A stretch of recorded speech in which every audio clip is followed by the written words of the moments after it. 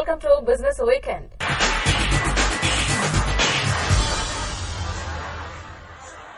మన దేశంలో స్మార్ట్ ఫోన్లు హాట్ కేకుల్లా అమ్ముడుపోతున్నాయి.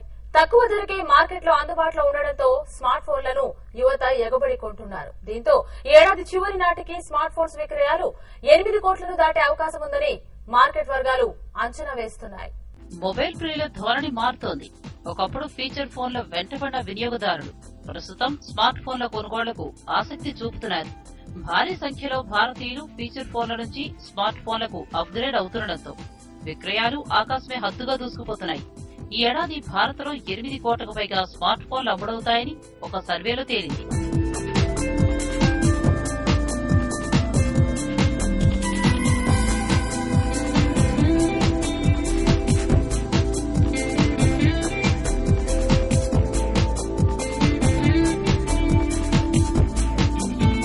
ఫీచర్ ఫోన్లకు స్మార్ట్ ఫోన్లకు మధ్య ధరల వ్యత్యాసం కూడా తక్కువగా ఉండడంతో కస్టమర్లు స్మార్ట్ ఫోన్ల కొనుగోళ్లకు అధిక ప్రాధాన్యతనిస్తున్నారు.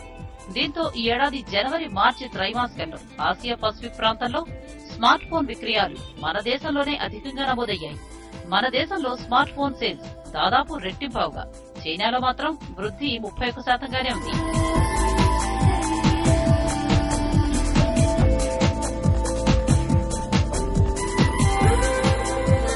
ఇక స్మార్ట్ ఫోన్ల ఆపరేటింగ్ సిస్టమ్లలో ఆండ్రాయిడ్ ఓఎస్ తే హవా. అందుబాటు ధరలో విండోస్ ఓఎస్ స్మార్ట్ ఫోన్లు మార్కెట్లోకి వస్తుండటంతో విండోస్ ఓఎస్ వాటా కూడా పెరుగుతోంది. ఇక స్మార్ట్ ఫోన్ మార్కెట్లో శాంసంగ్ కంపెనీ అగ్రస్థానంలో ఉంది. ఈ ఏడాది మొదటి 3 నెలల్లో శాంసంగ్ 35% మార్కెట్ వాటాను సాధించింది.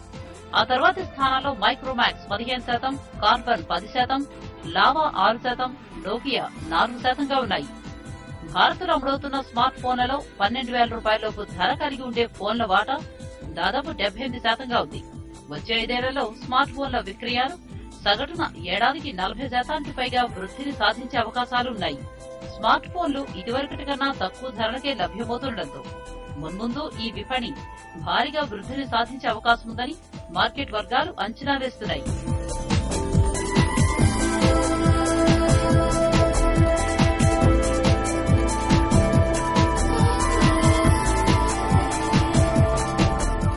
ఆసియాలో స్మార్ట్ ఫోన్ ద్వారా ఎక్కువగా ఇంటర్నెట్ ను వినియోగించేది మన భారతీయులే.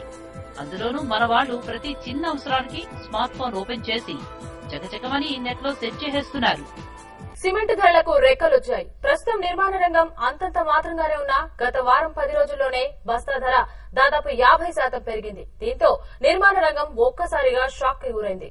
పెరిగిన సిమెంట్ ధరలతో ప్రతి చదరపు అడుగునకు పెట్టుబడి రూపంలో 50 రూపాయలు అదనంగా పెరిగే అవకాశం ఉందని రియల్ ఎస్టేట్ డెవలపర్స్ ఆందోళన వ్యక్తం చేస్తున్నారు.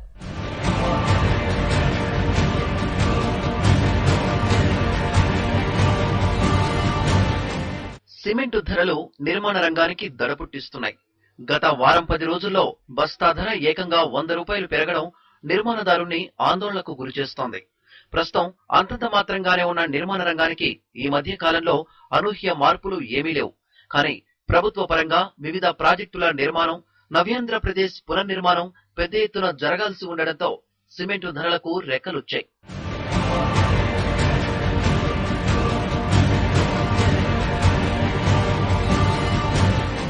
వర్షాకాలం కావడంతో రానున్న 3-4 నెలలు నిర్మాణాలు అంతంత మాత్రంగానే సాగుతాయి. ఇలాంటి సమయంలో సిమెంటు ధరలు పెరగడానికి కృత్రిమ కొరతే కారణమని కంపెనీలు కుమ్మక్కై ధరలను పెంచాయని క్రెడాయి జాతీయ అధ్యక్షుడు సి శేఖర్ రెడ్డి ఆందోళన వ్యక్తం చేశారు. Cement prices all of a sudden విపరీతంగా పెరగడం ఇదొక సర్ప్రైజ్ థింగ్. ఎందుకంటే ఒక గవర్నమెంట్ ఆఫ్ ఇండియా ట్యాక్స్ కానీ కొత్తగా లేదా స్టేట్ గవర్నమెంట్ ట్యాక్స్ కానీ ఏది కూడా విధించలేదు ఈ మధ్యకాలంలో. ఆర్ ఫ్యూయల్ కాస్ట్ కూడా విపరీతంగా పెరగలేదు. డిమాండ్ సప్లైని బట్టి రేటు పెరుగుతుంది తగ్గుతుంది, కరెక్ట్. అది ఇప్పుడు వర్షకాలం, వర్క్స్ కూడా రాబో కాలంలో వర్క్స్ కూడా తగ్గుతాయి. సో ఈ గవర్నమెంట్ రాగానే తొందరగా ఏదో టెండర్లు పిలిచింది, అందరికీ అలాట్ చేసింది, వర్క్స్ జాబ్ అయి స్టార్ట్ అవుతున్నాయి అన్నట్టు కూడా లేదు. సో బేసికల్గా ఇది ఒక ఆర్టిఫిషియల్ గా రేట్ ఇంక్రీజ్ చేయడం జరిగింది. పెరిగిన ధరల భారం మోయడం రియాలిటీ డెవలపర్లకు తలకు మించిన భారమని, సిమెంట్ కంపెనీలు వెంటనే ధరలను తగ్గించేందుకు ప్రయత్నించాలని, ప్రభుత్వం ఈ విషయంలో వెంటనే జోక్యం చేసుకోవాలని క్రెడాయి జాతీయ అధ్యక్షుడు సి శేఖర్ రెడ్డి డిమాండ్ చేశారు. సో డెఫినెట్ గా మా ఉద్దేశంలో ఏంటంటే సిమెంట్ మ్యానుఫ్యాక్చర్స్ దీని మీద రీథింక్ చేయాలా. At the same time state government కూడా ఈ మ్యానుఫ్యాక్చరింగ్స్ పిలిచి మాట్లాడాల్సిన అవసరం ఉంది. ఎందుకంటే lime stone entire lime stone belongs to state government and government of India కూడా ఇంటర్వ్యూన్ కావాలా. కాంపిటేటివ్ కమిషన్ ఆఫ్ ఇండియా కూడా డెఫినెట్ గా they have to survey notice on these people and ask for the explanation. ఇప్పుడు మేము కూడా కొద్ది రోజులు చూస్తాము, ఇది రేట్ కరెక్షన్ ఉంటే చేస్తే సంతోషము, లేకుంటే ఇప్పుడు మేము కూడా వర్క్ స్టాప్ చేయాల్సి వస్తుంది. ఎందుకంటే ఆల్ ఆఫ్ సడన్ ఇంత బర్డన్ మేము కూడా వేయలేము. ఏదేమైనా ధరలు పెరగడంతో కొనుగోలుదారులపై ప్రతి చదరపు అడుగుపై 50 రూపాయల అదనపు భారం పడినట్లయింది. గత నెలలో కార్ సేల్స్ టాప్ స్పీడ్ లో దూసుకుపోయాయి. మోడీ నేతృత్వంలో స్థిరమైన ప్రభుత్వం ఏర్పాటు కావడంతో దిగ్గజ కార్ల అమ్మకాలు మెరుగుపడ్డాయి. కొత్త ప్రభుత్వం ఎక్సైజ్ సుంకాన్ని తగ్గించే అవకాశం ఉందని, దీంతో ఈ రంగం రాబోయే కాలంలో జోరును కొనసాగించే ఛాన్స్ ఉందని ఇండస్ట్రీ వర్గాలు అంచనా వేస్తున్నాయి. గత 2-3 ఏళ్లుగా రివర్స్ గేర్ లో ఉన్న ఆటో రంగానికి మోడీ పవనాలు బూస్టింగ్ లా పనిచేశాయి. దేశీయ కార్ల దిగ్గజాలైన Maruti Suzuki, Hyundai, Honda, Ford సంస్థల విక్రయాలు గత నెలలో భారీగా పెరిగాయి. మే నెలలో మారుతి సుజుకి విక్రయాలు 19.2% వృద్ధిని సాధించగా, హుండాయ్ మోటార్స్ సేల్స్ 12.8%, హోండా అమ్మకాలు 17.8% పెరిగాయి. ఫోర్డ్ ఇండియా అమ్మకాలైతే ఏకంగా 51.24% పెరిగి రాబోయే రోజుల్లో వాహన రంగం భారీ వృద్ధిని సాధించగలదని ఆశలు రేకెత్తించింది.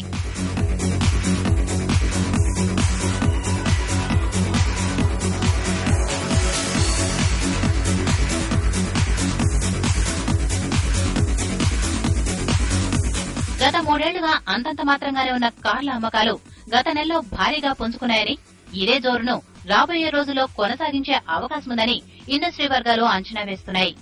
కేంద్రంలో స్థిరమైన ప్రభుత్వం ఏర్పడటం ఇండస్ట్రీ సెంటిమెంట్ ను మెరుగుపరిచిందని, పరిశ్రమకు సానుకూలంగా ఉండే నిర్ణయాలను మోడీ సర్కార్ తీసుకుంటుందని ఆశిస్తున్నట్లు వెల్లడించాయి. మనీ సర్క్యులేషన్ బ్యానింగ్ యాక్ట్ ను సవరించాలని కోరుతోంది Indian direct selling association. Money circulation scheme price chits banning act 1978 నుంచి ప్రత్యక్ష అమ్మకాలను తొలగించాలని ప్రభుత్వాన్ని కోరుతోంది.